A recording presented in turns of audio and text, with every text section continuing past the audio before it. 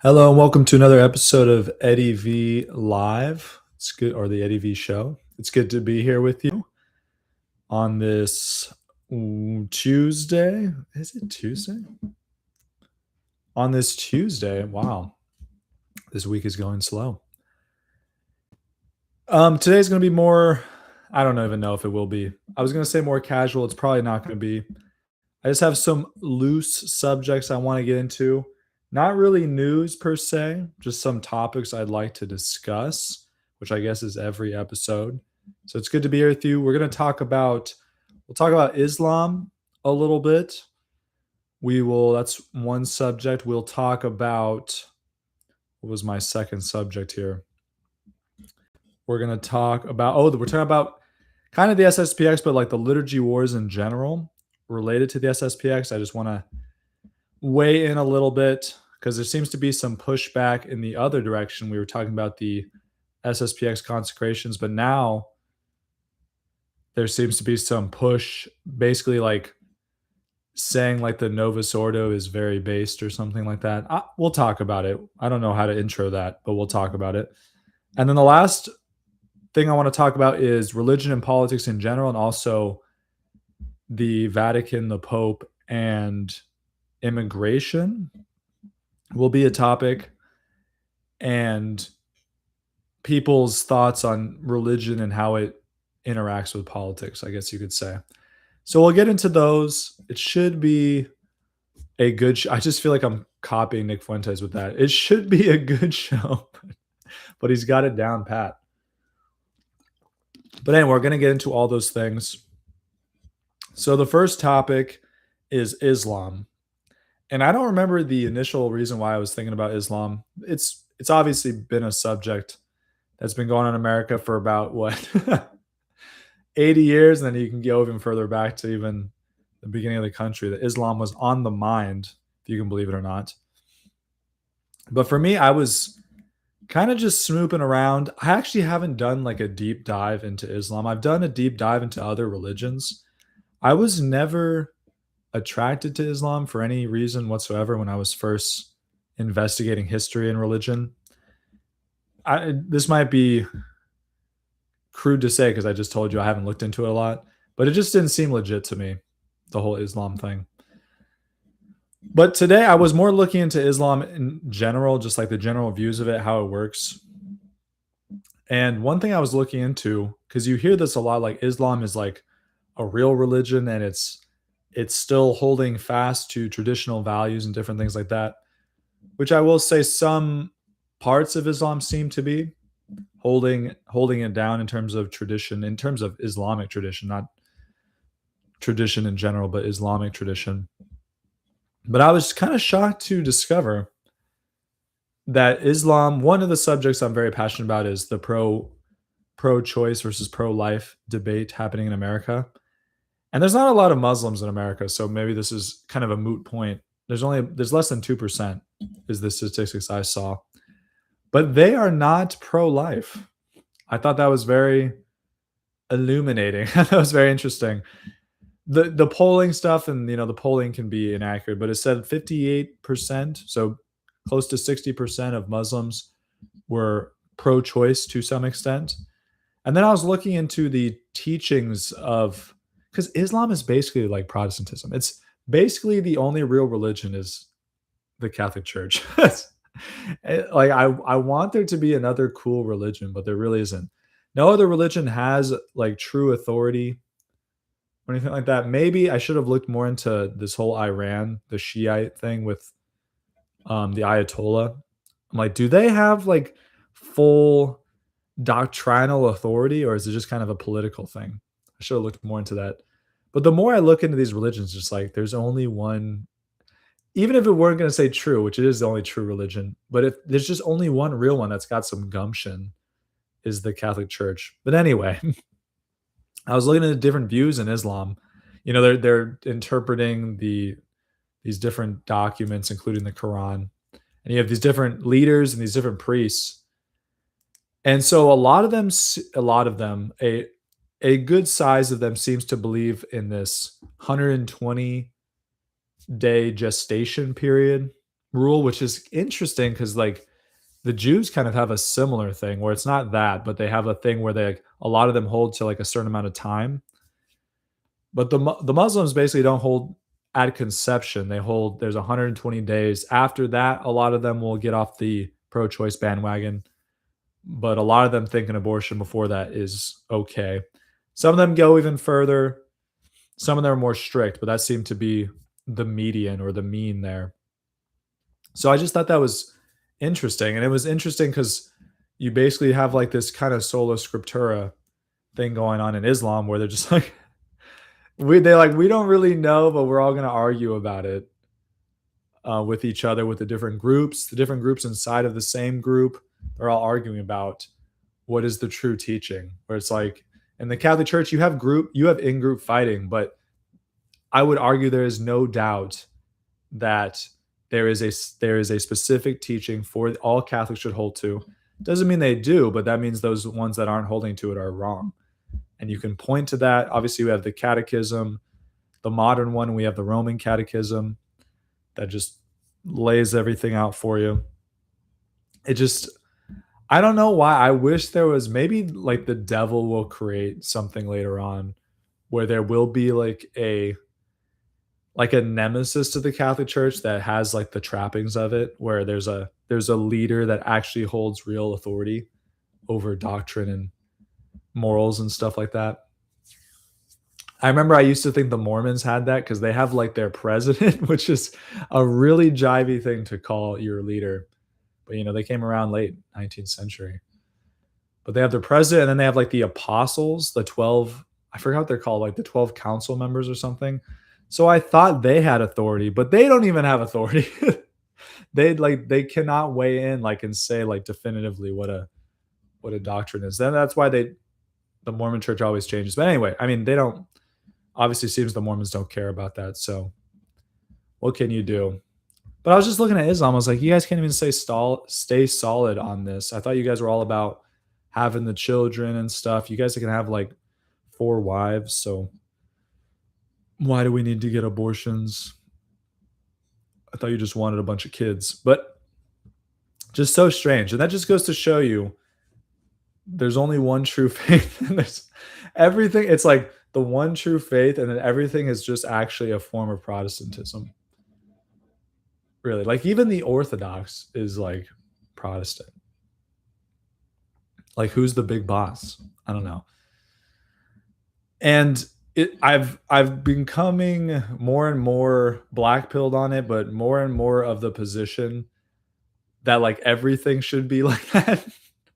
It's just you just need the big boss. Who's the guy that I need to go to that can make the decision? And in religion, it's the Catholic Church. The Catholic Church has the big guy, the Pope. And then you need like a heavy hitter leader in politics or in the city. You have the mayor. We don't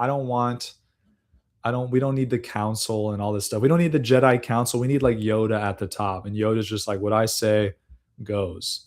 When Yoda balls, we ball, That's what we need. But anyway, that's with Islam. And you guys can look up those teachings, look up those statistics. It's just very unfortunate. I thought Islam was a little based. I thought they had something going on there, but no. They wear, some of the girls, they wear all the coverings, but it's like, what's the point of wearing a covering if you're still pro-choice? You know what I'm saying? And maybe those chicks with coverings, actually, they can't tell me anything. They shouldn't be on social media, right? And stuff. I haven't looked into that. If you can't show your face, I feel like you can't have a Twitter, right? That's got to be consistent there. But that's the Islam thing. Maybe a little quick there, but they are not as based as they seem. They're not as based as they seem. Only the Catholic Church is good, true, and beautiful and based. And by base, because base is being abused nowadays. By based, I just mean like they're holding to values that they've held always. That's what I mean by that. So that's probably not most people's view of based. Because like you have this modern liberal thing going on, which is basically like just be nice and let's not do all the mean things we did 200 years ago and beyond. And I just don't like that. I'd rather you just chop my head off or something. if we're being honest. I can't deal with it. When they actually try to chop my head off, I'm not gonna be so happy about it, but that's how I feel in my heart. That's how I feel. Let's get into the second topic. This one was a little more frustrating for me, probably. So you had the SSPX stuff, they got excommunicated. And it is true, like, you should not leave the church. There is no salvation outside of the church. You should not leave the church over a liturgy, which is not really why a lot of SSPXers, I should say, like, true SSPXers leave the faith. They also claim to have doctrinal issues and stuff. And I've watched interviews with these SSPX priests or these apologists. When you talk to them, a lot of the talk is actually not about the liturgy. It is about the liturgy still, but a lot of it is not. They have like true problems with Vatican II. So obviously you shouldn't be SSPX. But the thing I want to talk about is there's another movement from like the other side where I see these people that have done good work showing like how the SSPX is wrong and you shouldn't be SSPX. But then they're starting to do this thing where like even people that just like the Latin Mass but are not SSPXers, they're like coming after them and being like, are you gonna say like the Novus Ordo sucks? Because that would be so lame, and you know you're gay or whatever for not liking the Novus Ordo. I'm like, what do we do? Because I don't even know if this is disrespectful or not. I hope it's not, but this is my honest opinion. It's like, yes, I do not. If they eliminated the Latin Mass today or the Tridentine Mass today, I would go to a Novus Ordo. I do go to a Novus Ordo mostly, and you know I'd be fine. I would, you know, hopefully I would live a good life and end in the good graces of the Lord and go to heaven. But I think it's a ridiculous thing to try to make people swallow that the Novus Ordo is like a great, beautiful thing. I just have a hard time with that. And maybe people argue it's like it's the way it's celebrated, but I'm like, if you can celebrate it legitimately and it looks like how I see it, maybe it's like it looks and it feels and it sounds, all these different things, how I see it, there's got to be a problem there. And I'm not saying it's intrinsic to the Novus Ordo. Maybe it is. I don't know. But it would still be valid and all that stuff. But they're really getting down on people for being like, well, I just like the Latin Mass because it's like beautiful and stuff. And they're like, you suck. Like, you think you're better than us for liking the Latin Mass. It's like, dude, it's just, I thought we all were on the same page. It's like the Novus Ordos can be pretty rough. I've seen a priest like do a Novus Ordo was basically like a Latin Mass with like the biggest difference was like you still had a lector do the readings facing the people with a microphone, with a, you know, a podium and a microphone. But everything else was like basically the same. Obviously the prayers were probably different, but it was in Latin, so I couldn't really understand it. But I think that's a crazy ask. And like I could turn it into a hypothetical is like, do you think any missal that the Pope could possibly magically think of in his mind and promulgated, do you think that would always be like the best thing you could do with the liturgy? And I feel like most people would, like, you could use your imagination and be like, no, it would probably, like, not everything. There's been some popes that have been pretty sketch and they promulgated a liturgy, you know, in theory, they could only promulgate the liturgy that had the legitimate essence of the liturgy, which I assume is probably the consecration. I don't know what anything else is like absolutely necessary to the liturgy because the Pope has all power over it. But I think he could change other stuff and it would be stuff that's just like, this is not really aligning with what the liturgy is supposed to do or be. And I think some of those aspects do align with the Novus Ordo. And in terms of like, it's not necessarily aligned with how the liturgy is supposed to be. And like, what are some examples of that?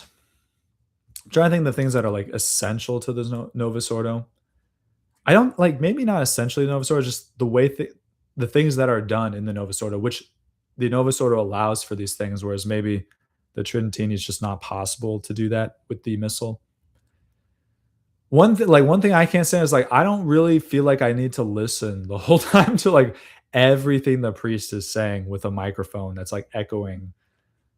I would, and this is something I've held even when I first entered the church, is like I would like to be like praying and using mental prayer during the mass to really lock into what's truly happening. Like sometimes you'll see people, they'll depict the pictures of like you have like the church triumphant also present and the angels present and even Mary present, and they'll be there. Like we can't see them with our naked eye, but we know their presence is there during the mass.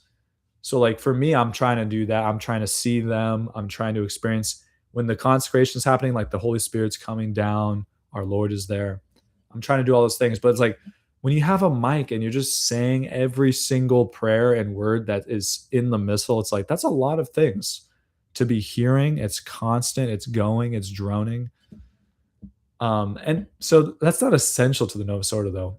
I wonder. I haven't looked in the missal in a while. I wonder if it says in the missal like it has to be audible, like you have to be able to like understand every word he's saying.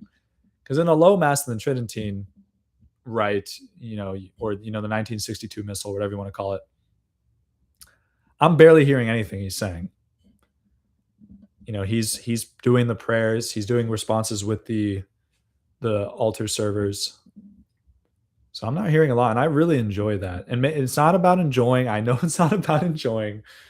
It's not about enjoying, but I think it just helps me, and it helps me in the mass understand that this is a moment in time, a moment in history that is special. That's another thing with the Novus Ordo.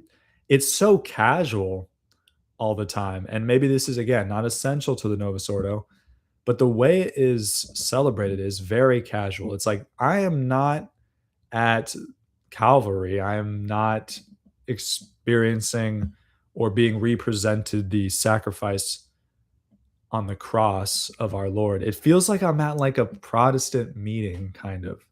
And there are like consistent prayers, but even in those, it just feels like we're like kumbayaing a lot.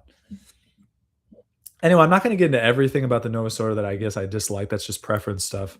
But I don't think it's fair to like totally be disingenuous about the liturgies, and maybe someone can disagree with me here. But yeah, I really think the Latin Mass or the Trinity Mass captures, or the 1962 Missal captures much more the what would you even call it? The vibe or the understanding of what the mass is. It captures that better. And I would be interested to see, because people always say like the Novus Ordo is very traditional, like it goes to the early church or something. I would love to see some documentation on that. And I would love to see how far back, because even with the Tridentine, people are always saying, oh, it goes back to this and that. I never see people prove it though. I've never seen either side prove it, like, oh, the Tridentine goes back this far, or the Novus Ordo goes back this far. They just say the thing without any contextual proof at all. So I would love to see that, because I know tradition's getting a lot of grief right now in the churches because the SSPX are kind of ruining it. But tradition is important, and it would be nice to have the Western church's tradition stay. Like we're obsessed with like different cultures need to keep their traditions, and all these minorities need to have their traditions. But it's like, what about the Western Rite? What about European Catholics? We want to have our tradition too stay. And that doesn't mean that's an absolute rule. Like the Pope can do whatever he wants with that. But why can't that be a thing too? Why can't we keep our traditions? And I wonder, people say it's like an on purpose thing. I don't know about that, but again, I would need to see proof of that. I think the church just got captured by, liberal modernistic ideology. That's what you got. The church has been captured before, not saying like it taught error or anything. It's just you've had different vibes throughout the history of the church that have tried to gobble up the traditions of the church. And things have changed over time. You have development of different things, which is legit. But yeah, I just don't like that. It's like, do we really think the Novus Ordo is more beautiful than the Tridentine? I know that people say, oh, that's your preference. Like, let's just have an honest conversation about that. And I know there are people that do like the Novus Ordo better than the Tridentine. And then I could say the same thing as like, oh, that's your preference. But yeah, I just think the biggest thing I would say, I think it captures more what the Mass is supposed to be about. So if anyone disagrees with me on that, I would love to hear it. But those are my thoughts on that. It's like, yes, don't be SSPX. Don't leave the church over a liturgy or over whatever you think is right about doctrine. But also, we don't have to pretend that the current missile is like the greatest thing since sliced bread. I think it has a lot of problems. And obviously, the popes have thought different liturgies have had problems because they have been adjusting it. But then, to some degree, do you think that's possible that it's just the pope's personal preference? Like, was Paul the Sixth just had a personal preference for, the 1969, 1970 missile?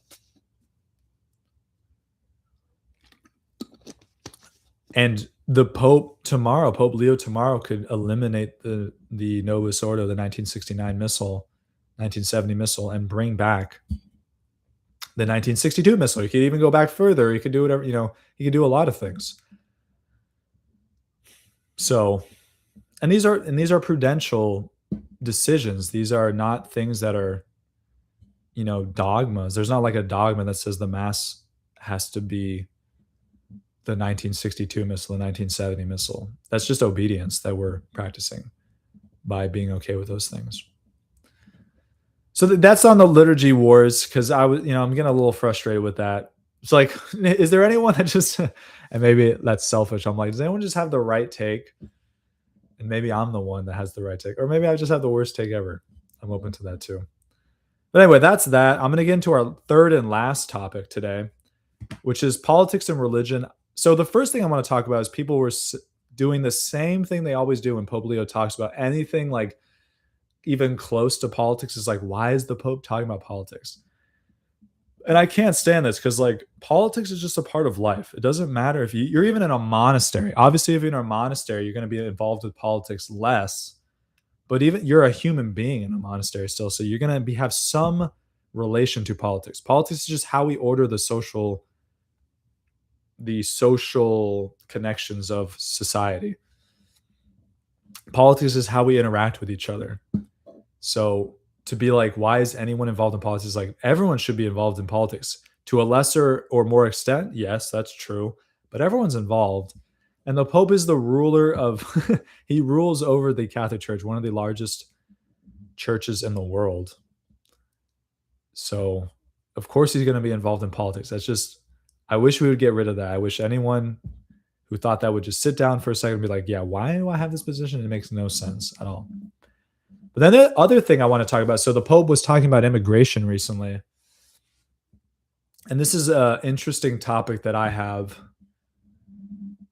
struggles with. I know his comments have Pope Leo's comments have kind of been scattered, so you kind of have to collect his whole thoughts on immigration. So recently, it was actually kind of hard to find. I really couldn't find one article that just like had his comments. Everyone had like their own takes on it, which is really annoying. But basically, he was saying like Europe and America need to take in immigrants and integrate them and protect them and make sure they're okay. Which, to a certain extent, yeah, it's like that's just true. We do need to do that. But on the other hand, I wish the Pope would acknowledge more, and maybe it's not important to. Like, okay, what about these specific nations, whether it's the United States or the European nations? Like, why does everyone trying to go there? And why are they all trying to leave where they are? And I know he's spoken on that, so I don't want to like make it seem like, oh, he's never spoken on those things. But for me, I'm just like, does he understand fully what's going on? I want to give him the benefit of the doubt. He's obviously a way more intelligent person than I am. But sometimes it seems like it's a little weird. And there is a lot of propaganda against the Pope. And that's what people understand. There's a lot of propaganda against Pope Francis to make him seem more liberal than he was. And there's a lot of propaganda against Pope Leo in different angles, some of the same angles, but some of the different angles. So we got to be careful of that. But yeah, this whole immigration crisis, it's getting a little dicey. And this was another interesting thing. I might have mentioned this earlier in the week or last week, that there was a claim that most of the immigrants coming into Europe are Christian, which I thought that would be an interesting thing to see. That would make me hesitate, be like, does the Pope know that? And he's like, what is he doing with that? Is like, you're going to like reinvigorate Europe with like foreign Christians. No, I mean, that's not what he's doing. He just wants to take care of the people, but that would be interesting. So I guess what I'm saying is like, what is God doing with that? It's kind of an interesting thing. If that is true, I don't even know if that's true. Do they like, because a lot of these immigrants, they just come in. I don't know if they're really like kind of like tallying them. You know what I mean? Like in America, for example, it's like you have a bunch of illegal immigration. Are they really like surveying them? Like, I've never seen that before. I don't even know how you would do that. They sneak into the country. You don't know they're in there. So how would you know they're majority Christian or not? It's a lot of deviousness. You got to watch out for rich people. Is basically what I'm saying. All these rich people that own all the media companies, they have a very specific angle. It's like, what are they trying to do? And they're trying to make you hate the Pope. But yeah, I really hope Pope Leo, because this is my view of immigration. It's like we I would like to preserve the core of each country. Like I want Frenchmen to be around forever. And Frenchmen have a specific the first thing which they're majority losing or have lost is Catholicism. They have a specific religion. Religion is always the top. And then they have a specific ethnicity, which I would argue is anything like intellectual or spiritual outside of religion, but it gets before the physical attributes. So, like language is a huge part of ethnicity. And then you get down to race, which race isn't the most important, but it's not nothing. And it's like, would I want the French race to continue? It's like, yeah, I would. God can do whatever he wants, but it would be nice. But and then like what's going on in these other countries where they're leaving? Because I know a lot of Mexicans and I love the Mexicans. I'm not picky on them. It's just the condition I know most because living in the southwest of the United States. A lot of Mexicans, it's not like they're coming to America because like the place they were in Mexico was like super bad per se. It like poorer for sure. Quality of life maybe not as high in terms of technology or like resources, but they could still have lived there. A lot of them, as I understand it, they come because they can make a lot of money in America. And what they'll do is they'll make a lot of money in America and then they'll like retire in Mexico, which is kind of interesting. So it's complicated. And one thing I like to talk about, I was talking to my brother about this probably a couple months back, is that people don't understand that like rich people want immigrants because it's cheap labor. And especially if they're illegal, they can like pay them way below what they would have to pay a citizen. So I don't think people understand that as well. It's like there's a lot of moving pieces here. It's not that simple. But yeah, like the Pope should weigh in on politics. I love when he does that. I think it's very helpful. Even if like I disagree with him, I think it's very helpful. And can we disagree with the Pope on politics? Like on immigration, I think there's a moral component that I don't think we can. Like if you run into an illegal immigrant, they're like starving to death, like you should help them. You shouldn't be like, "Oh, you're not a citizen. I'm not." It's like that's crazy. But in the sense where there's not a moral, but there's just like a pure I don't even know if you can have a purely political thing. Well, yeah, it's like I guess on policy or something where a certain policy is just like that actually sounds a little moral though. I'd have to think about that more maybe. But assuming that there was that concept of just a policy or a non-moral stance in politics, I think you could disagree with the Pope. Not saying like, and this people will get confused. They're like, oh, the Pope can just make up what's right in politics. Like, in a way, he probably could, in a certain sense, in a moral sense, but he does have authority. So if he tells Catholics like you need to do this or that, we should follow it. Same with the bishops too, have a certain authority over Catholics in certain realms. So it's no joke what he says for sure. And that's more nuanced and we can nuance that, but that's not what I'm trying to do here. So my immigration policy is a little bit of a mess, but I wish we would be stronger on immigration for the sake of the natives and for the sake of the immigrants as well. And I know like America's immigration policy is a mess. I imagine Europe's is a mess. And I think that's done on purpose by bad actors. So don't get it twisted. Don't get it twisted. There's a lot of stuff going on there. But anyway, always be involved in politics. Don't make it your obsession, but like, especially if you're a lay person, you should be involved in politics. Absolutely. And don't let anyone fool you. I was fooled for a while. It's like, if you're a religious person, you don't get involved in politics. You just pray. And that is not true. Not true. All right. That's kind of a casual episode. That's all I have today, though. Thanks for tuning in. Make sure you like, subscribe, comment. disagree with me. Let me know what you think about the show. And yes, that is all. God bless you. God keep you. And I will see you soon. Goodbye.